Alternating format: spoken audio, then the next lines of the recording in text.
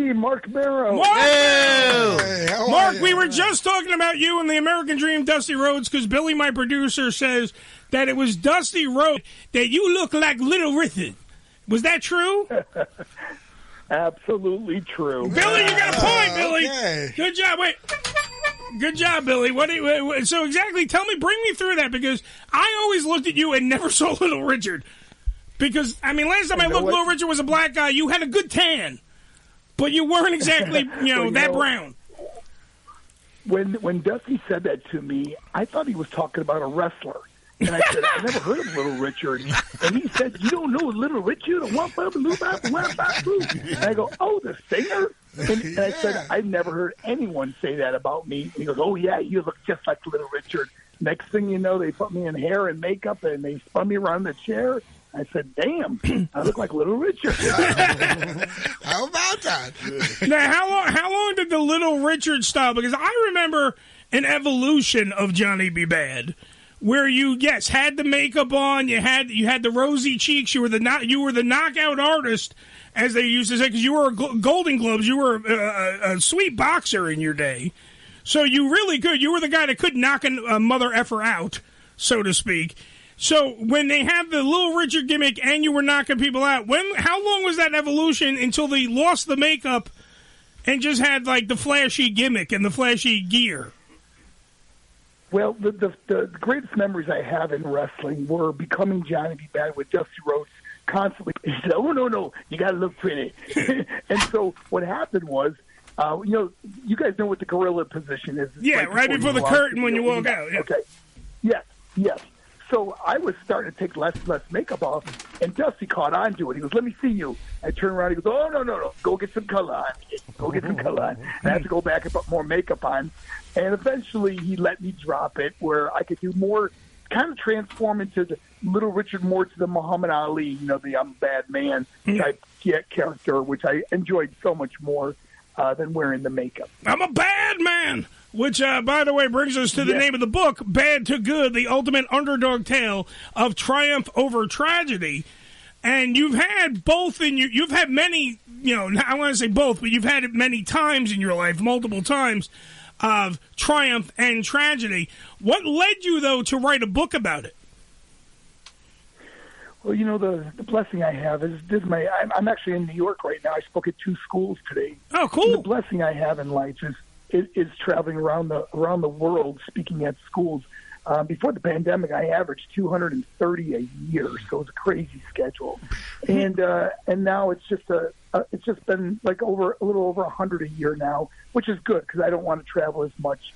But I got to say, there's no greater joy than helping another person. And I knew that my stories would resonate with other people that have gone through hardships in life, losing a loved one, a divorce, a broken heart, a depression, anxiety, thoughts of never giving up, and then becoming kind of reinventing yourself, realizing the rest of your life is going to be the best of your life. Because, guys, I'll never retire. And see, the fact of the matter is, I've only seen excerpts from your book, so I expect a full autographed Johnny B. Bad / Marc Mero cover-to-cover book of Bad to Good sent to the studio here. But let me tell you, from what I've learned, Mark, is that you're very candid about the marriage breakdown, your struggles with addiction, a lot of stuff going on in the book. So really, this book is kind of your life story, but not fully an autobiography of everything that has gone on in your life. Am I correct on that? Well, I share some really personal stories I've never shared before and hardships I went through, But there's certain things in everyone's life that you don't need to tell. Number one, I don't want to put nobody down. That's the worst thing. I live with no bitterness, resentment, or unforgiveness in my life. So it's very difficult to tell a story and not put somebody down or make it look like you're above them. I'm not above anybody. But I just went through hardships, and I talk about what was my truth and what I seen and what happened to me. And how I eventually dealt with it, whether it was good or bad, and overcoming all that, and then living this incredible, victorious life that I'm living. All right, so if we can get into some of these things, that the reason why you have the word triumph in your book, as well as the word tragedy. One thing I got to ask, because I remember vividly you joining the WWF at the time. You were literally on television. And this is something, and I know I'm a wrestling nerd and a mark for the whole business, but I remember you on Saturday night, WCW Saturday night, dropping the television title to Lex Luger, who's going into the WWE Hall of Fame at WrestleMania this year. You were on one weekend there. I think only a couple of days had passed. Next thing I know, I'm watching WrestleMania 12. And next thing I know, the Wild Man, Marc Mero, debuts backstage. And I'm like, that's Johnny B. Bad. What the hell? Who do you mean the Wild Man? And it was crazy because it was like, that was what it was like to be a wrestling fan at that time. You never knew who was jumping ship and going anywhere to all the big companies or even ECW or whatever during that time frame. So it was exciting. My question to you, I have to ask, is before we get into the marriage thing and before we get into Sable, because I do want to ask you about that, but is it true that you had the first ever guaranteed contract in the sport of professional wrestling?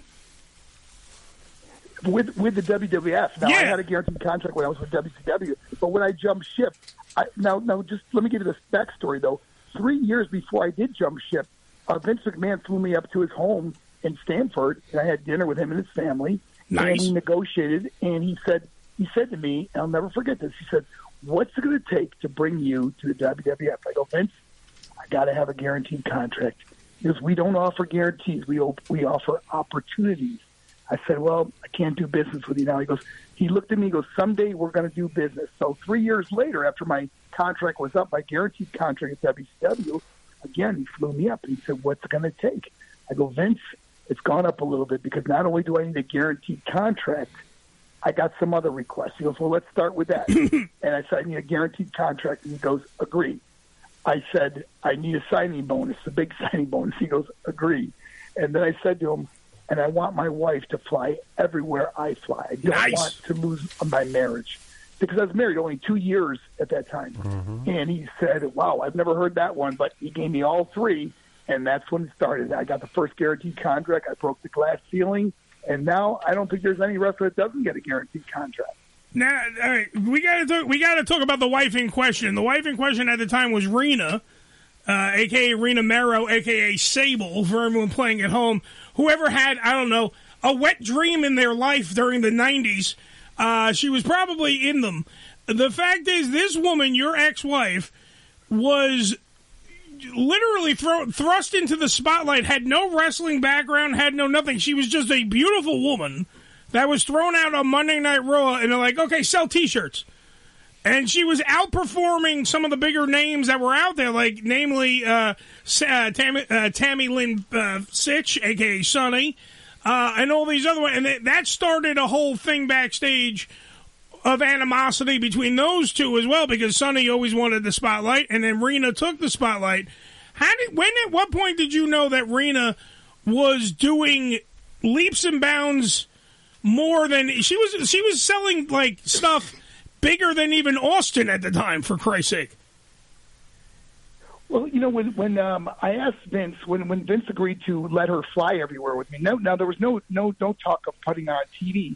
So I said to Vince, Vince, since she is flying everywhere with me, why don't we use her in the show? Let her be my valet. He goes, no, let's just worry about you. Well, the next thing you know, we had to fly up to New York to sign my contract and go over my creative as the Wild Man. And when we walked into Vince's office, he looked at her, he goes, I got to put her on TV. I mean, he was just stunned by her looks. And that's how it started. So then that day, we picked the name Sable. And the rest is history. So, but when she walked out, obviously the place is going crazy because she's beautiful, and it was, you know, obviously difficult as a brand new wrestler to show off your high flying moves and your you know, charisma and everything when you got this beautiful woman next to you who's taking all the spotlight. Mm-hmm. So eventually we turned that into an angle where I'm jealous of her and you know, making her, you know, dress in these horrible costumes and a potato sack and a reindeer outfit or whatever it would be. And she'd always one-up me, which was all planned and all part of our story because, listen, I'm getting a guaranteed contract. I'm getting paid the same whether I win or lose. And now she's making buku bucks because of merchandising and everything else, and being wanted to be on television. Her Q rating on television was off. She was on the cover of TV Guide. Like you know what I'm saying? She was on the cover of Muscle and Fitness, Playboy, all kinds of stuff. Everything went. She was everywhere off at that time, and it was and it was a joy to see my wife at the time take off like that, because I couldn't be more proud of her, because we were a team. That's what you look at as a team. You're going to make this together, and it was just an incredible run. Well, okay, we're talking about the marriage breakdown, which is covered in Bad to Good, the ultimate underdog tale of triumph over tragedy, which is available now. You can go look it up. Go to his website directly. Go to marcmero.com. You can get the book through there as well. Correct me if I'm wrong, because usually I'm like what would be the word, encyclopedia of wrestling. Did you got hurt and you missed your first WrestleMania, which would have been WrestleMania 13, and you were out due to an injury with your kneecap, am I correct? I blew out my knee, total reconstruction of my knee, ACL, medial collateral meniscus. I was 8 months out with a knee injury, so it was pretty devastating. And she would continue to fly out and do Monday Night Raws and things like that. Wearing like an Austin 316 shirt, helping him sell merchandise. So, she was just a part of the team. So it was and I'd be home, and we had a daughter, so I'd be home, taking care of our daughter, and it was just it was easy. It wasn't nothing difficult, but I couldn't wait to get back. I missed it so much, and realized I'm coming back as a heel. No longer have to try to get people to like me when you're walking around with this beautiful woman all the time. No more makeup on the face being Johnny B. Good. Now you're the bad man, marvelous Marc Mero. Now, at that time, you've already been the Intercontinental Champion in the company. You've already laid the groundwork for probably a future world title run. But because of everything that was going on at the time, having your wife there 24/7 with you and everything else with the injury, you coming back, the whole 9 yards, is that what started the ripple effect of your marriage going downhill, or what was it? Something else? Was it the addiction? Was it something else? No, it wasn't. At that time, I think what really hurt me off the bat was obviously getting the guaranteed contract. It really ruffled a lot of feathers backstage with other wrestlers that signed right before me. Mick Foley and Austin signed right before me, and they just got the opportunity. They didn't get the guaranteed contract. So it was difficult at first, and everything went good. And then obviously we left the WWF together. She had a lot of issues with things she didn't want to do, and I'm not going to get into all that. But there was a sexual harassment lawsuit that she filed against it. So I had 3 years left on my guaranteed contract. Lost well over a million something dollars, $1.2 million I left on the table, and walked out with her. And after a while of trying to pursue Hollywood and different things, she wanted to go back, and I was dumbfounded. Like, they're not going to take you back. Vince will never answer your phone call. And she told me she already called him, and it broke my heart that she, did something like that. That she was even didn't discuss it with me and went. Rena was even on. She was even on an episode of Nitro. I remember her sitting in the audience, and they put up Rena Mero on her name on the the character generator said her name, and I'm like, that's effing Sable. What are you talking? Like yet again, it was one of those moments, just like when you showed up at WrestleMania 12 as the Wild Man. It threw you off because you're like, what's going on? So now you're telling me that Rena talks to Vince behind your back. And literally, after being involved in what was, at that time, I know the dirt sheets were the ones talking about it, but a lot of people were, a sexual harassment whole thing where she sued the company and they fought with her and it became this whole schmoz. Not going to go into all the details, but it was a big deal. She then goes back. So is that what caused the marriage to break up? Well, not exactly, because I stood by her and, we would have like our friends over for Monday Night Raw parties at the house while she was working. And of course, I'm taking care of my daughter full time now. So, me and Mariah are home. And, it's all listed in my book. I'm not going to go to the whole. Yeah, you don't have to sell. So make sure, give them a little taste, Mark. Don't give them the whole thing. Everybody knows the story. Well, she fell in love with another wrestler, and that took off. And this is what's so great about life, though, man. I never would have known all the beautiful things that were to come in my life if she didn't leave. So, I said it in my book, if there's ever two words I could ever say to her, it's thank you. I have no bitterness. Man, she's got a great life, a family, and I wish her all the best. But I never would have known all the beautiful things that were ahead for me in my life, if we didn't separate or didn't divorce. No, of course. I mean, at the time, you're not. At the time, yeah. At the time, you're not thinking that. You're not thinking thank you for being with Brock Lesnar or whatever the case may be. You're at the time, you're probably full of anger and whatever. But then, it is at the end of all that rage where you finally see the triumph part that you're talking about, because it's that weird feeling where it's kind of like, if I didn't go through that, I can't go through this. And this part now is the good part of your life where you become a motivational speaker, where you're talking to schools. I couldn't have said it better myself, and I think that's why when people read this, so they'll realize that we've all had our heart broken at some time in our life, and I think that what's hard is when people hold on to that bitterness or resentment and anger, that they never get over it. But going through that and looking at the blessings that come in your life because of that, if it didn't end and they weren't the right person for you, and then all of a sudden you realize, wow, look at all these new doors opening for me that I never would have known. So that's why it's a blessing now in my life that I can look back with, the good times that we had together, and the winning in WrestleMania together. Who does that with their wife? Exactly, yeah. Incredible thing we had. So it's all good, man. And I think when people read the book, they might feel the same emotions I felt: anger, bitterness, resentment, all the things you go through in a breakup, but then overcoming it and realizing, look at all the good things that are now coming into my life. Well, was it the anger and the bitterness and all that other stuff that you bring up that led you to addiction? Because I don't really know exactly what you were addicted to. So, I mean, I have, yet again, still waiting for my autographed copy. Marvelous Marc Mero, Bad to Good. When we get it sent to the studio, that's neither here nor there. However, what were you addicted to? It was my choice of drugs was cocaine back then. Cocaine, Joe, just like you, Joe. Very popular. I know the feeling. Yeah, and not just that, but pain medication, like many wrestlers that get hooked on that, and go through that. And luckily, I've been clean for 21 years, complete 22 years now, 25. So round of applause for Marc Mero being clean, for Christ's sake. Yeah, very good. For Christ's sake. I mean, he was on coke. Look at Joe. Joe's still affected by coke, for Christ's sake. Marc Mero's doing stuff. Buddy. I'm over 40 years old. Yeah. If I can make it, you can make it. There you go. Sure. Yeah. We all need that motivational guy in our lives, and that's what Marc Mero is. Now he's the marvelous motivator, Marc Mero.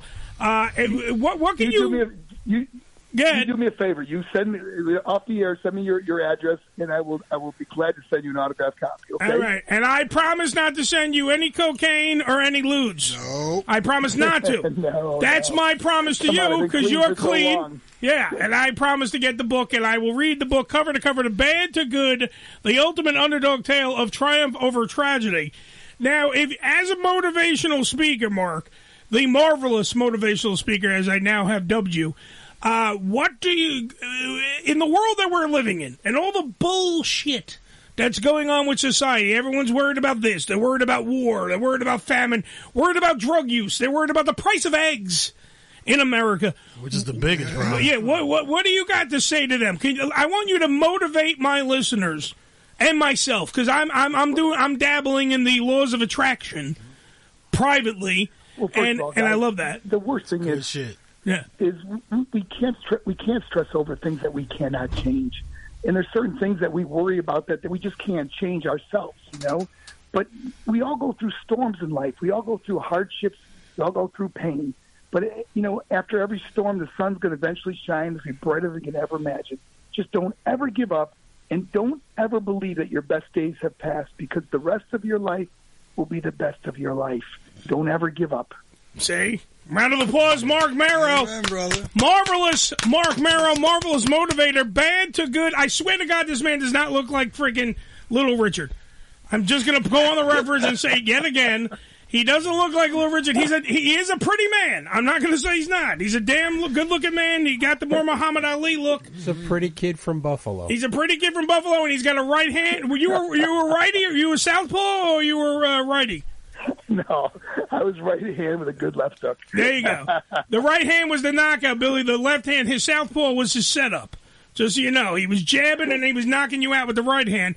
And let me tell you, he's going to knock you out with this book from the stuff that I've read, the excerpts that I have read, Bad to Good, the ultimate underdog tale of triumph over tragedy.